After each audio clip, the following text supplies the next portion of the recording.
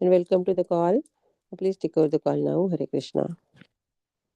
Hare Krishna. Om Ajnanatimirandasya Jnananjanashalakaya Chakshurunmilitam Yena Tasmai Shri Guruve Namaha Shri Chaitanya Manobhishtam Stapitam Yena Bhutale Swayam Rupa Kadamayam Dadati Swapadantikam Vandeham Shri Guru Shri Yuta Padakamalam Shri Gurum Vaishnavamscha Shri Rupam Sagrajatam Sahagana Raghunathanvitam Tam Sajivam Sadvaitam Savadutam Parijana Sahitam Krishna Chaitanya Devam Shri Radha Krishna Padan Sahagana Lalita Shri Vishakam Vitamscha E Krishna Karuna Sindhu Dinabandhu Jagatpate Gopesha Gopika Kanta Radha Kanta Namostute तप्त कांचन गौरांगी राधे वृंदावनेश्वरी वृषभानुसुते देवी प्रणमामि हरिप्रिये वाञ्छाकल्पतरुभ्यश्च कृपा सिन्धुभ्य एव च पतितनां पावनेभ्यो वैष्णवेभ्यो नमो नमः श्रीकृष्ण चैतन्य प्रभु नित्यानन्द श्री अद्वैत गदाधर श्रीवासादि गौरभक्तवृंदा हरे कृष्णा कृष्ण कृष्ण हरे हरे हरे राम राम राम हरे हरे ओम नमो भगवते वासुदेवाय ओम नमो भगवते वासुदेवाय ओम नमो भगवते वासुदेवाय. So today we are continuing to read from Srimad Bhagavatam, Canto 7, Chapter 12. So we are on verse 12 today. Anjana Abhyanjana Unmarda Sri Avaleka Amisham Madhu Shraggandha Lepa Alankarams Tajeyur E Brihad Vrataha. Anjana, ointment or powder for decorating the eyes. Abhyanjana, massaging the head. Unmarda, massaging the body. Stri avaleka, to glance over a woman or to paint a woman's picture. Amisham, meat eating. Madhu, drinking liquor or honey. Shrak, decorating the body with garlands of flowers. Gandha lepa, smearing the body with scented ointment. Alankaran, decorating the body with ornaments. Tyajehu, must give up. Those who Brihat Vrata have taken the vow of celibacy. Translation: Brahmacharis or Grahasthas who have taken the vow of celibacy as described above should not indulge in the following: applying powder or ointment to the eyes, massaging the head with oil, massaging the body with the hands, seeing a woman or painting a woman's picture, eating meat, drinking wine, decorating the body with flower garlands, smearing scented ointment on the body, or decorating the body with ornaments. These they should give up. And there are no purports to that verse. So let's look at 13 and 14 is given together, and then there is a translation and a purport, and then we can discuss these three verses. And if there is time, we can take a look at the 15th verse as well. उषित्वैवं गुरुकुले द्विजोदीत् यावबुद्ध्य च त्रयीं साङ्गोपनिषदं यावदर्थं यथा बलं दत्त्वा वरम् अनुज्ञातो गुरो कामं यदीश्वरः गृहं वनं वा प्रविशेत् प्रव्रजेत् तत्र वा वसेत्. Translation: according to the rules and regulations mentioned above in the previous verse that we just read, verse 12, according to the rules and regulations mentioned above, one who is twice born, namely a Brahmana, Kshatriya, or Vaishya should reside in the Gurukula under the care of the spiritual master. There he should study and learn all the Vedic literatures along with their supplements and the Upanishads, according to his ability and power to study. If possible, the student or disciple should reward the spiritual master with the remuneration the spiritual master requests, and then, following the master's order, the disciple should leave and accept one of the other ashramas, namely the Grihastha ashrama, Vanapastha ashrama, or Sannyasa ashrama, as he desires. Purport by A.C. Bhaktivedanta Swami Srila Prabhupada. To study the Vedas and understand them, of course, requires some special intelligence. But the members of the three higher sections of society, namely the Brahmanas, Kshatriyas, and Vaishyas, must learn the Vedic literatures according to their capability and power to understand. In other words, studying the Vedic literatures is compulsory for everyone, but the Shudras and Antyajas. The Vedic literature gives the knowledge that can lead one to understand the absolute truth, Brahman, Paramatma, or Bhagavan. Gurukula, or the reformatory educational institution, should be used only to understand Vedic knowledge. At the present time, there are many educational institutions for training and technology, but such knowledge has nothing to do with understanding of the absolute truth. Technology, therefore, is meant for the Shudras, whereas the Vedas are meant for the Dvijas. Consequently, this verse states Dvijoditya avabuddhya cha trayim sango panishadam. At the present time, in the age of Kali, practically everyone is a Shudra and no one is a Dvija. Therefore, the condition of society has very much deteriorated. Another point to be observed from this verse is that from the Brahmachari ashram, one may accept the Sannyas ashram, Vanapastha ashram, or Grihastha ashram. It is not compulsory for a brahmachari to become a grihastha because the ultimate aim is to understand the absolute truth. There is no necessity of going through all the different ashramas. Thus, one may proceed to the sannyas ashram directly from the brahmachari ashram. Srila Siddhanta Saraswati Thakur accepted the sannyas ashram directly from the brahmachari ashram. In other words, His Divine Grace Bhakti Siddhanta Saraswati Thakur did not think it compulsory to accept the grahastha ashram or vanapastha ashram. Okay, quite a good amount of ground has been covered in these three verses, but we have to take a look at these verses in the context of what happened in the previous chapter and in this chapter. Basically, previous chapter was about the four varnas, and this chapter is about the four ashramas. So, what is Narada Muni instructing?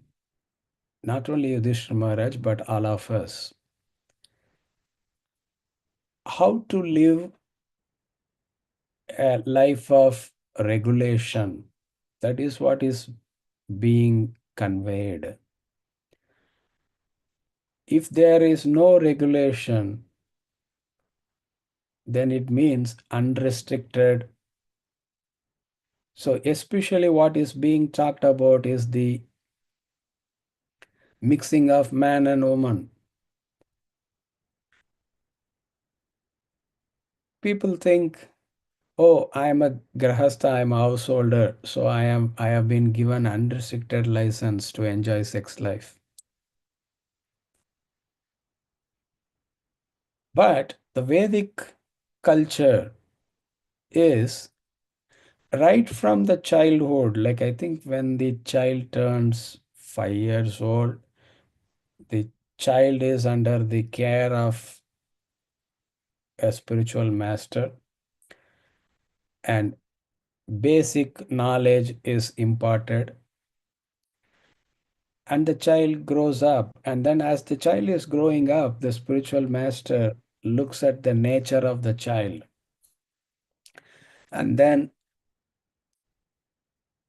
the appropriate training as a Brahmana or a Kshatriya or a Vaishya is given, and a spiritual initiation, Diksha, is given. That is the Dvija, the second birth that has been mentioned, and it keeps getting repeatedly mentioned in multiple Vedic scriptures. Because as Krishna says in Bhagavad Gita, Varnashrama system is based on guna and karma, not by birth. So the spiritual master studies the nature of the child and then says, okay, this child has inclination or propensity for such and such. So, oh, they can become a Brahmana. And if the qualification nature is something different, then they say, okay, let this child get trained as a Kshatriya, a leader, an administrator. So, like that, it is systematic based on one's nature and the activities that one performs. So the child is placed under the care of the spiritual master, and it is like a very disciplined, regulatory way of life. And then after that, when that period is basically called brahmacharya. And then at that end of that studying, the person can decide, oh, now I want to enter into a householder life, grahastha ashram, or I want to remain a brahmachari, or I want to become a sannyasi. So that happens. So, but when they are under the guidance of a spiritual master, whether the 12th verse that we read mentioned, whether it be a brahmachari or a grahastha who has taken the vow of celibacy, should not indulge in certain activities like decorating themselves with makeup and massaging the head with oil, massaging the body with the hands, or looking at another woman, or even painting an image of a woman, not eating meat, not drinking wine, not decorating the body with flower garlands or scented perfumes, and so on. None of those things are done. They should be given up because these things are going to reinforce material attractions and material attachments. So that is the so everything should be regulated. It's not unrestricted. So 11th verse also was talking about, Narada Muni was talking about, and Prabhupada was going in detail about uh, how a householder should conduct himself or herself. So a typical example that comes to my mind is there are cops, there are soldiers in the army, so they are trained in firing weapons and they have a license to kill. But that license to shoot and kill another person is not arbitrary. Anytime I feel like, oh, I'm a cop or I'm a soldier, anytime I feel like I can pick up a weapon and I can shoot indiscriminately, that is not done. Even though there is a training and there is a license to shoot and kill another person, it has to be done only under certain circumstances.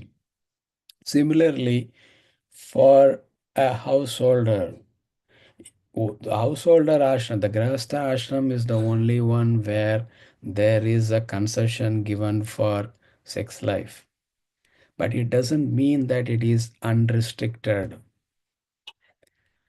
It has to be only under certain circumstances as needed, and other times the vow of celibacy has to be practiced even by a grahastha. That is what verse 12 is indicating, and the entire chapter is summarizing. And elsewhere, Prabhupada has spoken about it, and the Vedic scriptures have given directions and guidance on that.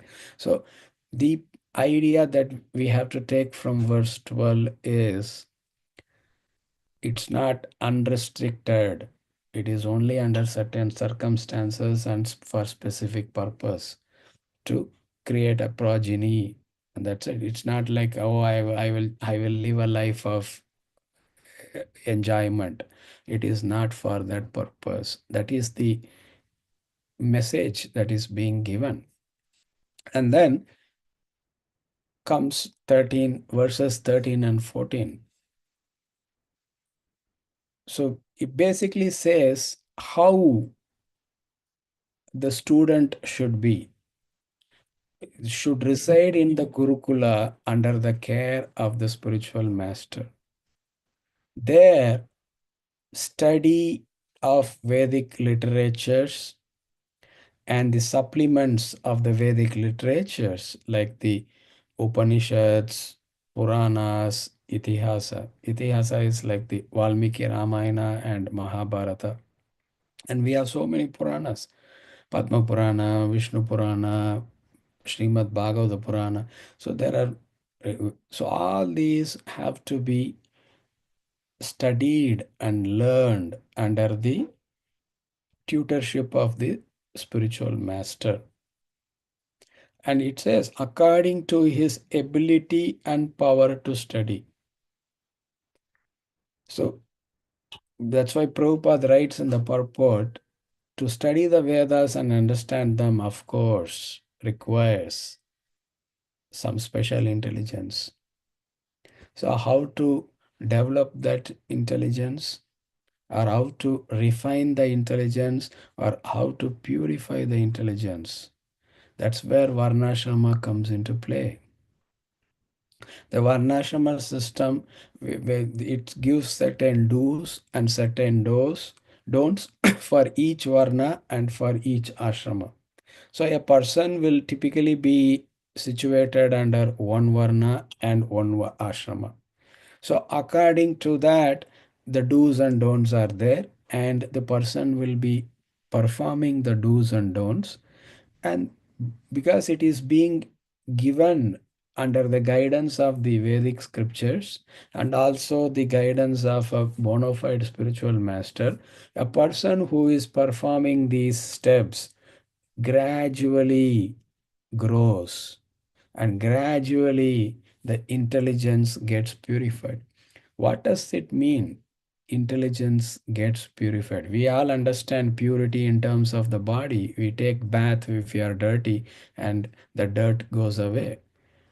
But what is this intelligence getting purified? We have been given intelligence. We have been given senses, the five senses through which we see, hear, speak, taste food, smell, touch, all these senses are there.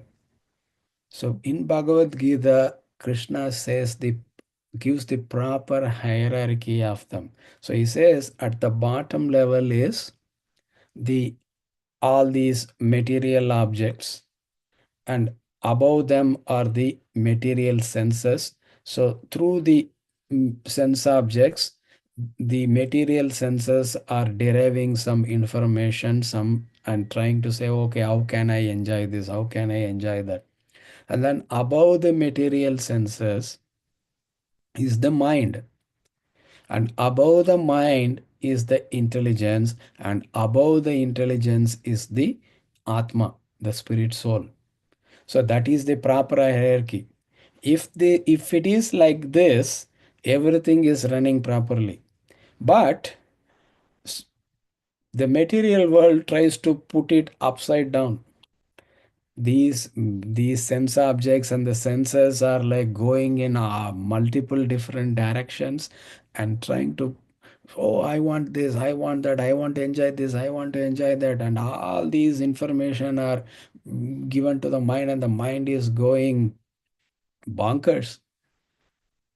And then these senses and the mind is yanking the spirit soul this way and that way in million different directions at the same time.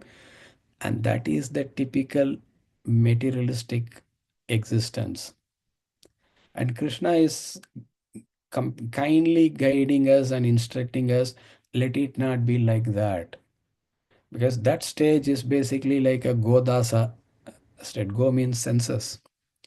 Godasa means like the soul has become a servant to the senses and it is getting pulled in different directions. It should not be. One should be a Goswami, master of one's senses. So the mind and the senses should be under the control of the spirit soul. So towards that purpose, knowledge is given by in the scriptures and by the spiritual master, and through that knowledge the intelligence should be sharpened, and such a sharpened intelligence can discriminate what is right, what is not right, and then act accordingly. What is the acting accordingly? What should be done and what should not be done? Do's and don'ts. Again, regulation. So the intelligence should be sharpened to properly choose what is right and what is wrong. If I do this, what is going to be the consequence? If I do that, what is going to be the consequence? Nobody wants suffering. We want to be happy, but we are making decisions and we are performing actions without even thinking through what are the consequences of those actions. And that is causing lots of grief, suffering, and problems. So that's why Krishna is giving that Bhagavad Gita and saying, sharpen your intelligence. Let scriptures guide the intelligence and let the intelligence get sharpened so that it can discriminate between right and wrong, correct and incorrect. And then, based on that, it can guide the mind and the senses, and then proper decision, thoughtful decision can be made. So, but intelligence can become covered up because this is not the only birth that we have taken in this material world. We have taken millions and millions of birth. Who knows in what kind of material body? It's not only we have taken birth as a human being, we could have taken birth as a tree and stood in a place for like hundreds and thousands of years. So there are different kinds of material bodies, and the soul can be placed in any kind of a material body.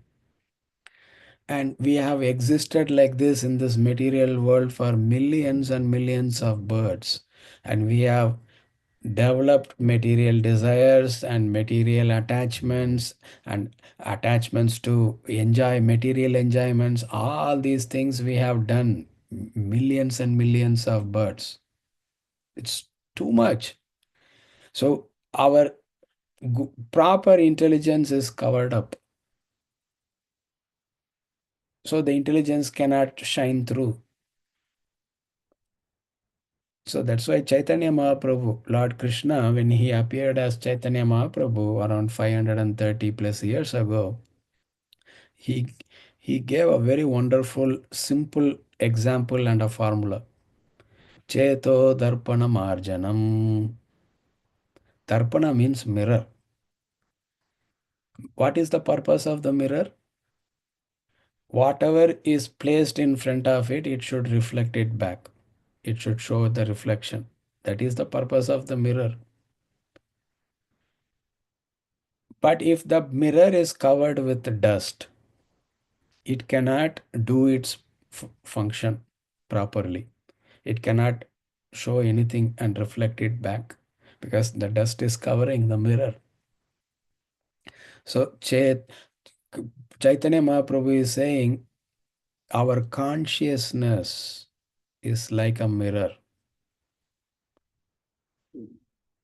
Cheto, Darpana, and then Marjana. Marjana means cleansing, cleaning activity.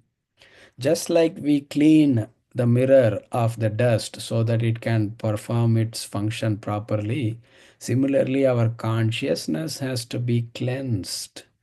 So, when the consciousness is cleansed, the intelligence is also going to get cleansed. So, what is the uh, uh, uh, tool that we can use to clean our consciousness and intelligence? We don't have a Clorox. We cannot use Clorox. So, he says holy names of the Supreme Lord. So he is recommending to chant the Hare Krishna Maha Mantra. When we chant, these dust and contaminations are getting. What are the dust and contamination? Yeah, we can understand the dust on the mirror, but what is the dust or contamination of the consciousness and intelligence? All these material desires. Oh, I want to buy this, I want to get that, I want to enjoy that, I want. So, like that, we have lots of material desires. Krishna uses the term kama in Bhagavad Gita to denote that. So, that is there. And all these things are the upadhis. All these are material contaminations and dust. So when we chant the holy names of the Supreme Lord, it is so powerful, it can start cleansing out all these material contaminations covering our consciousness and intelligence. So that is needed. And that is why we are chanting the Hare Krishna Maha Mantra per the recommendation given by the Supreme Lord Himself, Chaitanya Mahaprabhu. So that is why the Vedic culture is at the very young age, the child is placed under the care of a spiritual master, and the the Vedic knowledge is imparted. Yeah, the spiritual master gives, but we have capability to understand only certain things. That's fine. We have to understand that, and based on that, we have to. And at the same time, to make it simple, there are these regulative principles and do's and don'ts. Everything is given by the acharya or the spiritual master, and then we try to follow it according to the best of our capacity. And then the second portion of the verse 13 and 14, it talks about the student or disciple should reward the spiritual master with the remuneration the spiritual master requests. And then, following the master's order, the disciple should leave the brahmachari ashram and accept either the grihastha ashram or the vanapastha ashram or the sannyas ashram as he desires. So remuneration should be given to the spiritual master because there's so much knowledge, so much guidance, and even Diksha has been given by the spiritual master as a token of gratitude. The student has to give back some remuneration, dakshina. So we see even the Supreme Lord Krishna, when he appeared on this earth planet and performed his leelas,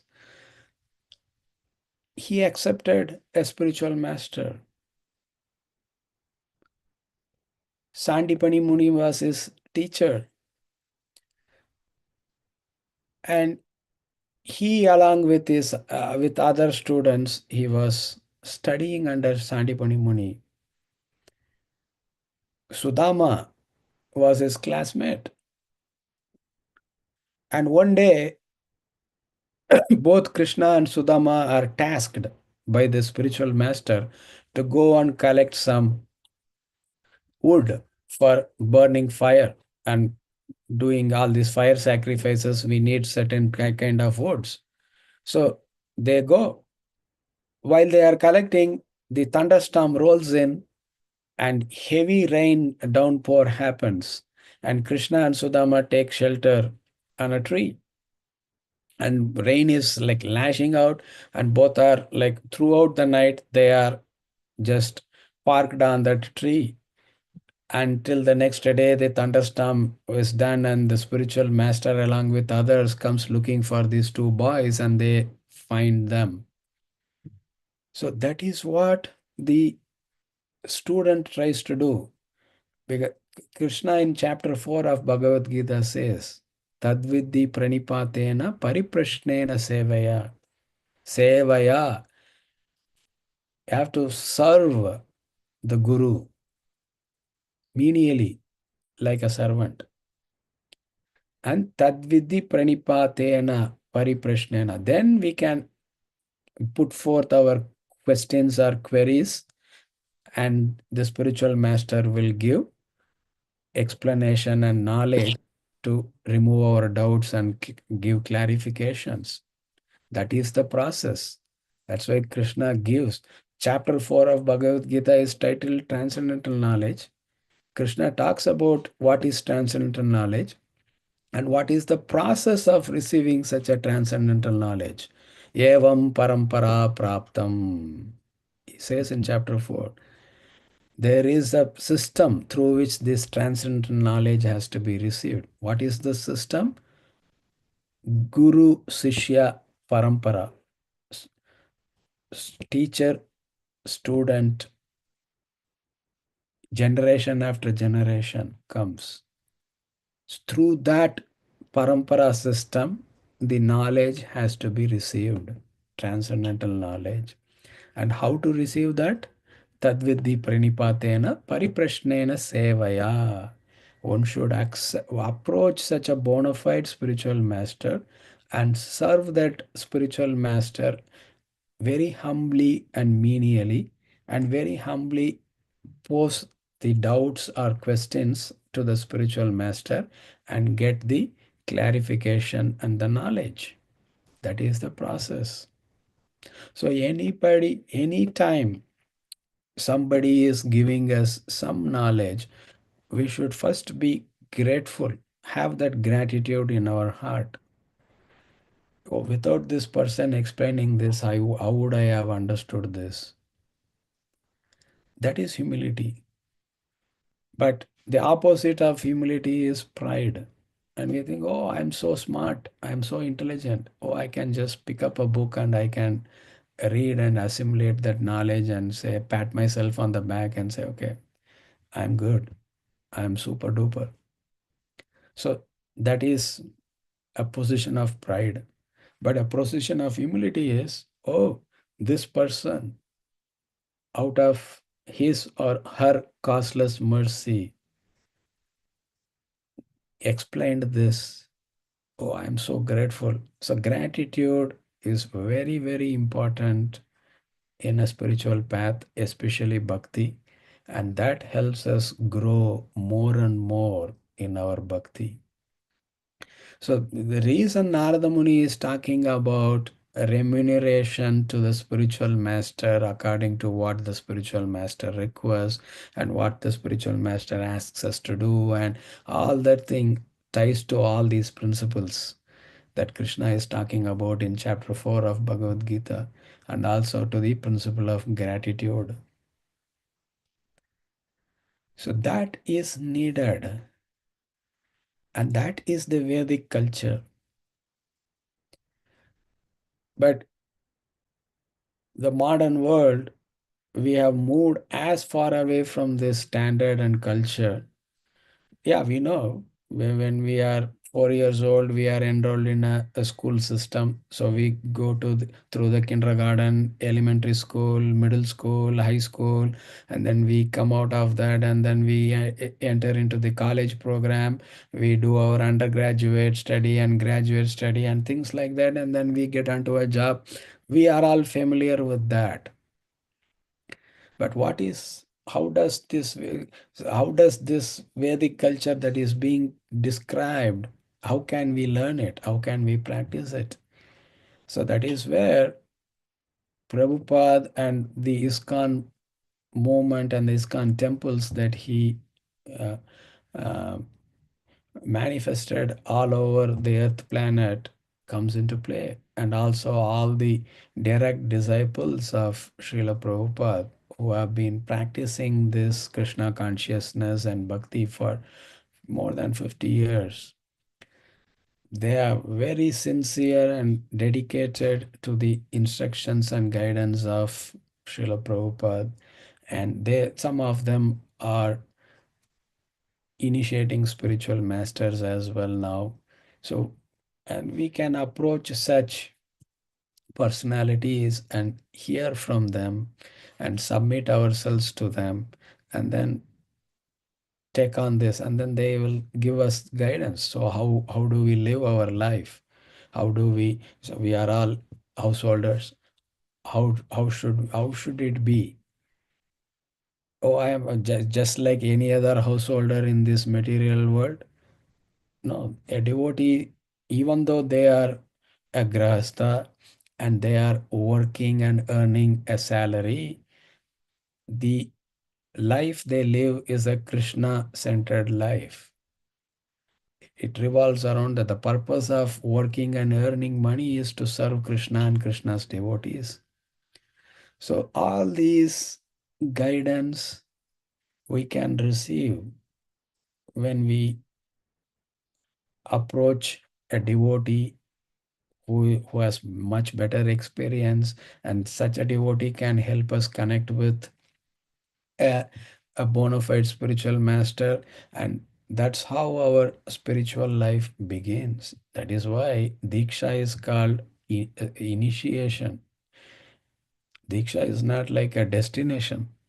Diksha is the initiating point, the starting point. So from there, further progress happens. And then subsequent changes, transformations, and miracles happen in our life accordingly, because more and more we experience Krishna's presence. So, towards that purpose, all these Varnashrama system is given, and that's what Narada Muni is trying to explain to us through Yudhishthira Maharaj. So, those are the three verses that we discussed today. So, let's see if there is any discussion, comments, or questions.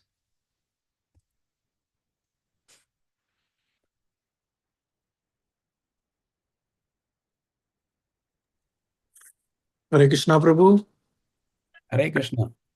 thank you for taking your time to explaining so nicely this subject. Uh, I appreciate that, and also many points you made it over here. And the last point he said the Diksha is not the end, it's an initiation, so initiating towards something new, right? New journey. Starting point, it's not a finishing point. So that's pretty interesting. And you also says, I think I'm saying, you talk about your experience. More and more we practice, more and more we experience Krishna. So that's the whole, learning from people like you to give a witness or experience, sharing experience, how you progress. So I appreciate your wisdom and knowledge, and you giving us it our home so easily. Thank you for that. Hare Krishna. Thank you. I sincerely hope that it was useful, because I shared what was relatable to me from these verses and connected that with some of the other knowledge in Bhagavad Gita and other scriptures. Hope it was really useful to each one of you. No, that's the beauty, because we can read, but when person like you who's really practicing and he's kind of giving his own experience involving and following the books, that makes really very interesting. Thank you, Prabhu.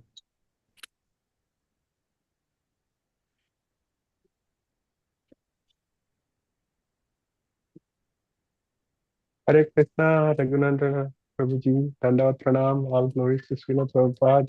Thank you for the wonderful class today, Prabhuji. So the question I have is, we know Arjuna, externally he was a Kshatriya, and he was killing and fighting for Krishna. So uh, what is his denomination? Is he a Vaishnava or a Kshatriya? Or is he externally a Kshatriya but internally a Vaishnava? Or should we say he's in Devi Varnashram, he's completely Vaishnava? Thank you, Prabhuji. Yeah, Krishna gives the same instruction to Arjuna, right? He mentions in Bhagavad Gita, what the leaders do, the common men follow. And Arjuna's position is he is a Kshatriya. Kshatriya is not only a fighter, Kshatriya is also a leader, an administrator. So there are multiple roles a Kshatriya performs. And in case of Arjuna, he is a king. So whatever he follows, the citizens will follow. And he is also he's like a hero. So yeah, whatever a hero does, the common folks also imitate and follow. So he cannot just say like, okay, I am a Vaishnava, I am above and beyond all these Varna, Shrama, Dharma. No, yeah, he is. His position is that, but still, even though being a Vaishnava, externally he is still practicing his position as a Kshatriya. He is conducting himself properly according to that. And anybody who is approaching him and say, I need shelter and refuge, he has to give protection. And then similarly, he has to do administration and leadership, all those stuff he has to perform. So he still does that as a duty. It's also a service that he performs for Krishna. Fighting is not the only one. Yeah, he fought for Krishna. And initially, he was thinking, oh, I am fighting for myself. I'm fighting to get my kingdom back. But he understood after hearing Gita, oh, all this has to be done as a service to Krishna. I am just an instrument. So similarly, even though he was every single moment, not only when he was awake, even when he was asleep, he was Krishna conscious. He was always thinking about Krishna. That is why he is called Gudakesha, one who has conquered over sleep. So such a person is above and beyond the Varnashrama requirements, but still he performs them to be a proper example and role model for others to follow. Hope that answers your question, Prabhu. Yes, Prabhuji, thank you very much for the wonderful explanation. Hare Krishna. Hare Krishna. Hare Krishna Prabhuji, Dandar Pranam, all glories to Guru Maharaj and Srila Prabhupada. Hare Krishna. Thank you for joining. Hare Krishna Prabhu. Prabhu, I just wanted to get your opinion on and your understanding on this subject. So when you were talking about grihastha ashram and what should the mood be even as a grihastha, when you spoke about restrictions and it's not a pass to do whatever you feel like or want. Um, when you were talking about that, I was thinking about the importance of endeavor, right? Because it has to come from us, and it has to be a daily practice from us to work on it.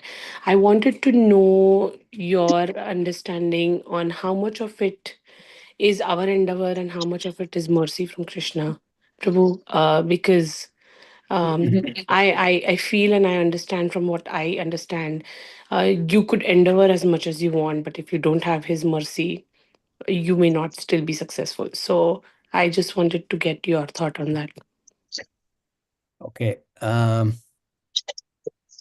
Before even endeavoring, there is the principle of desiring it. So it starts there. So we should have a desire. Oh, I want this, I want to do this. That becomes the starting point to make it an endeavor and then try to fulfill that. So when we are talking about the spiritual principles, do I have the desire to do it? Oh, this is too much for me. Oh, I don't think this is needed. So our mind goes through all these things. But so the functionality of the mind is accepting or rejecting, accepting or rejecting. That's what the mind does. So it goes through that grinder, and immediately we say, oh, this spiritual principle, nothing to do with it. It is too far out for me. I will reject it. So there will be so many reasons that we attach to it, but that's what happens. So typically, when we are given something, do's and don'ts, we say, I cannot do this. I don't want to do this. But as a spiritual practitioner, if the first step is whether I am capable of doing it or not, I desire what some time in my life I want to be in a position to do it. So that's where it starts, and then comes the endeavor portion, and then comes the mercy portion also, because both effort and mercy are needed for us to succeed in that activity. But the starting point, for at least for me, is there should be a desire. I should not reject it and say, oh, no, no, no, this is not applicable for me. I cannot do this. Instead of doing, yeah, it might be a difficult thing for us to do, but still, it is given in the scriptures, it is given by my spiritual master. So even if I am not in a position to do it right away, I still desire to do it at some point of time in my life. I want to do it. I want to get to that stage. So then what happens is the prayerful mood starts coming, a prayerful mood towards Guru and Krishna, and say, kindly help me. I don't have the strength, I don't have the capability, but so that is the life of dependence on Guru and Krishna. Material existence is like depending on my own strength, my smartness, my intelligence, and all that stuff. That is material existence. We are so used to it. But now we are trying to slowly shift and say, okay, I desire this, but also understand that it is beyond my capability. So please bestow your mercy and give me that intelligence and strength so that I can endeavor for it, and then result is your department. You do whatever you want, but that is sincerity. Thank you, Prabhu. Thank you so much. Hare Krishna.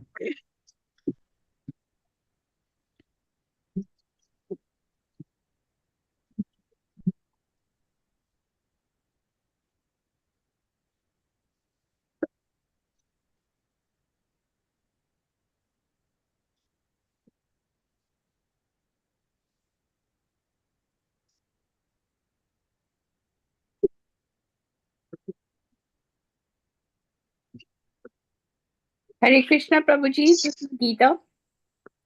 Hare Krishna. Yeah, thank you for this wonderful class, Prabhuji. Continuing with the last question, I wanted to ask you is that maybe we should take a back step also and say that the thought of doing something also is sometimes planted, is always actually planted by the Lord, right? The thought. Then we start desiring and then we want his mercy. So isn't that the link?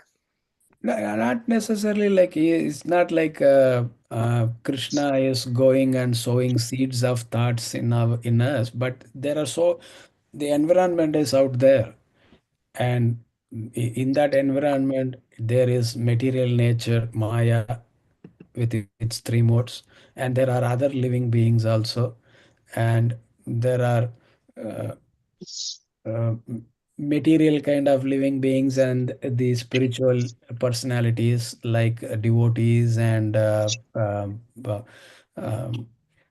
saintly personalities and so on. So there are so many so many people and so many things around us that are giving us those signals. So what are we latching on to? That is the main thing. So whether it's a good thing or a bad thing, we latch onto it and it becomes a part of us and then we act on it. So thoughts might come, but thoughts can also just go out just like that. Only when we latch onto that, then we are saying, "Oh, I want to pursue this." So we hold on to that thought. I will give you an example. Somebody has said something harsh to us. It has happened only once, but the mind is capable of replaying it again and again because we have latched onto that thought and that event and we are just holding on to it. So similar, the same thing happens with other thoughts also. Thoughts come, thoughts go out. But what we latch on to, then we hold on to it and then we take further actions based on that.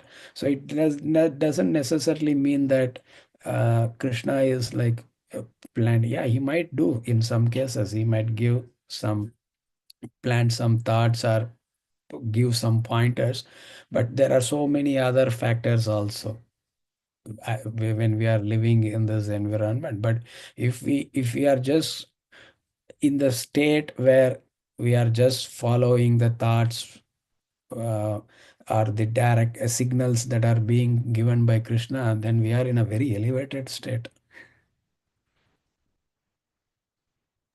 So, are you saying this is part of our free will? There is a free will. It's not like we are automated robots. And also, the situations we find in our life might be part of our destiny and coming from our past actions. But how we are choosing to respond to that situation is our choice still. It's not like we are programmed and then we will just think and behave in only a certain way. Yeah, the situation might be unpalatable situation or it might be a situation of suffering, but how we choose to respond to that situation is our choice. So that limited free will is there as part and is a part of the soul. It cannot be taken out, and Krishna respects that. He doesn't twist our arms. He allows us to make our own choices and enjoy or suffer the consequences of our choices. Right. The very fact that we take birth because of our desires is because of our choice that we Yeah, make. yeah. Yeah. So that's why we have to take responsibility for our choices and say, okay, whatever I choose, okay, I was not wise enough, and I made some choices that has led to these consequences I am facing currently in my life. So when I take responsibility, so I'm not pointing fingers at others or pointing fingers at Krishna, it's because of you. I'm thinking, okay, I did it. I made that choice, and I am now facing the consequences of that choice. When the things are going good, we don't point fingers at others. We take credit. Oh, I did nicely. I made a nice choice. Now I am enjoying. But when things don't go well, that's when the finger comes out. Yes, Prabhuji. Thank you, Prabhuji. Hare Krishna. Thank you.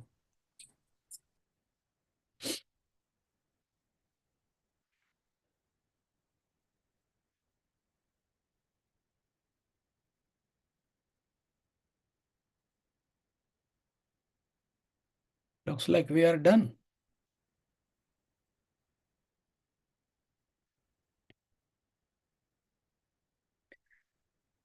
Thank you all. Thank you for attending and thank you for asking such nice, thoughtful questions. Hope my presentation and my explanations to your questions were satisfactory. Thank you.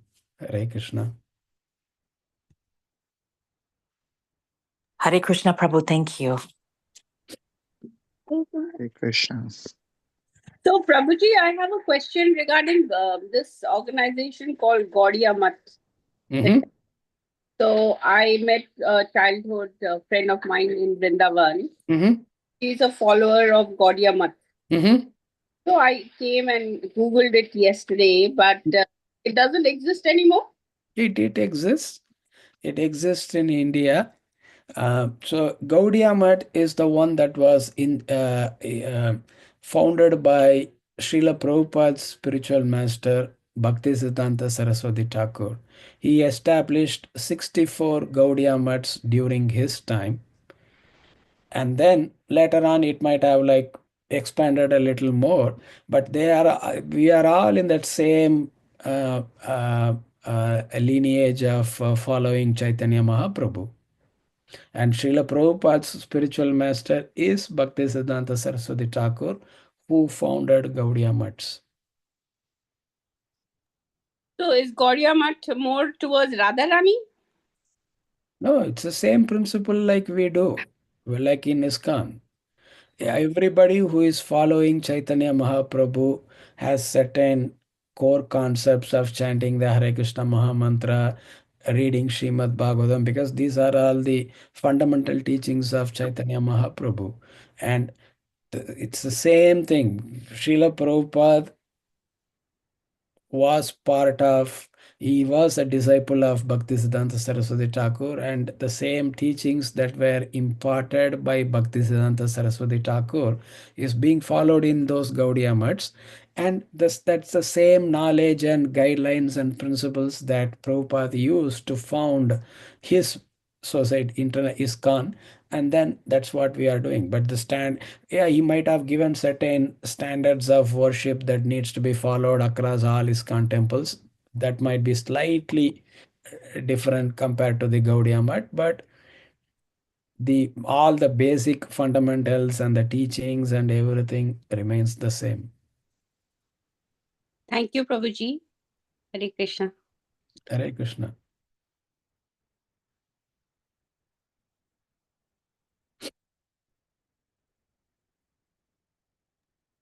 Hare Krishna, Prabhuji. Dhanavad Pranam. Thank you so much for this nectar class and explaining about so nicely about this Varnashram Dharma and just duties of all of us. And thank you so much, Prabhuji. So yesterday also we got one cancellation. Prabhuji very kindly accepted the request. So thank you for your time, Prabhuji. It's working day, but so nice to hear you. And we had we had 30 attendees, 20 attendees, Prabhuji, today. So that was one of the highest day of the attendees. So all devotees love your classes. So please give us more time. So whenever possible. I know you will be tied up from next week, but yes, you can give one day for us also. Yeah, let's see how Krishna wills it to happen. Yes.